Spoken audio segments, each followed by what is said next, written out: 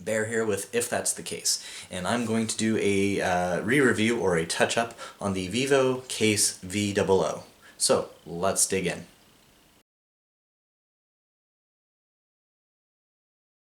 Okay, so the first thing you're probably asking yourself is, Bear, you've already done a review on this case, why are you doing another one? Well, the answer is simple. I made a mistake, and I'm here to say what that was. Okay, so you may remember that when I did my first review, I basically said that there was no space for you to have an optical drive and a PSU and have the cables not interfere with each other. Well, I was wrong because I wasn't using a standard PSU. Somehow I ended up with a used PSU. I believed it was a standard PSU at the time, and cat, don't you dare! So the PSU wasn't standard, it was actually longer than a PSU by about 1.5 inches or an inch. So what I have here is a EVGA 430 watt 80 plus white, and I can fit 3 fingers in here perfectly fine, which means that there is plenty of room here for cabling.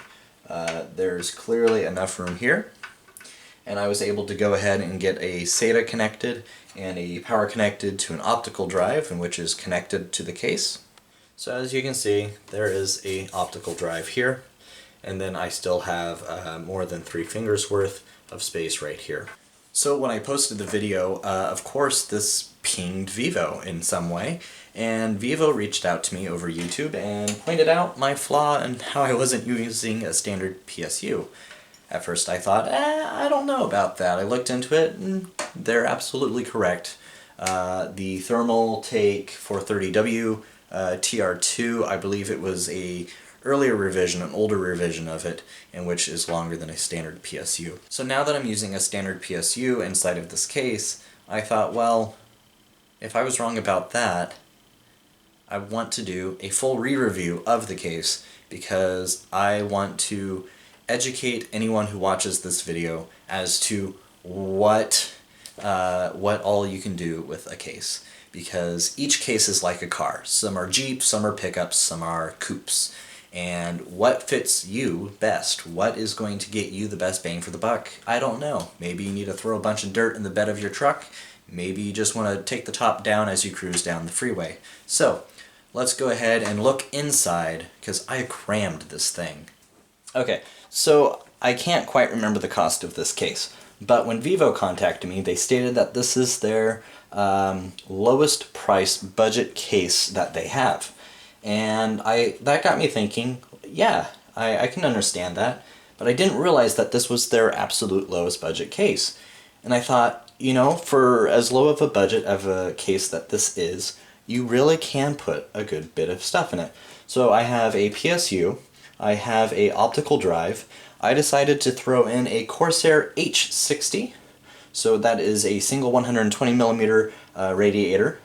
And then I threw in a EVGA GeForce GTX 1060 Superclock Edition 6GB card in here, and it fits just fine. In fact, there's plenty more room. As well, in this case, I do have a, you can't see it, but I do have a solid-state drive that is mounted to the side of the case, because you can have two 2.5-inch or solid-state drives mounted on the side here, and then you can have another 3.5 up top and another one down below, 3.5-inch drives. So, what I have is I have my one solid-state drive, and then a one mechanical drive, because that's actually all the hardware I have. Everything in this case is actually all the hardware I have to play with. So I wanted to show you that you can actually put so much more into this case than I had actually initially stated in my first review. And that's because I messed up. They do have a very nice I/O in the front, a single USB 3.0, 2 USB 2.0s, and then they have your headphone and microphone, of course, a restart switch, and then a big power button, P for power button. But again, the two things that bother me with this case is the glossy front, how easy it is to leave fingerprints. I'm not sure if the camera's getting that or not. And when you do put the cover back on, your back is still kind of this metal color. And while that's okay in a way because it's the very back, for me it's just a mental thing. I know, even though I know no one else is going to know. So again, this is a personal preference thing. Another thing I will state that I do like about this case is it has this little piece down here, and what you do is you bend it outwards and you can put a little lock on it, that way people can't open up your case. So I didn't really do too much cable management. In fact, my cable management I feel was very minimum. I just, anything that I wanted to route through the back I did, and then I just kind of tied it down. And so, I mean, with the side panel you can't see in, but I think this looks good, and with the amount of cable management that they have behind the board, that there's enough room for a really good amount of airflow through here. And you can also add an extra fan on the side panel if you like to go through the side. So the girlfriend's home and I'm going to be in trouble now. Why? I borrowed your 1060. Rude. Go ahead and leave a comment down below. I hope that you can make a... I did steal your 1060. I said that. At my computer. Go ahead and leave a comment down below. Oh my goodness, can I finish this? No. Go ahead and leave a comment down below. Tell me your thoughts and feelings on this case. I hope you can make a more informed or educated decision as to whether or not this case is right for you. As small and as low of a budget case as it is, it can really be packed with quite a kick. So feel free to also connect to me on any sort of social media in which I've put down in the description below.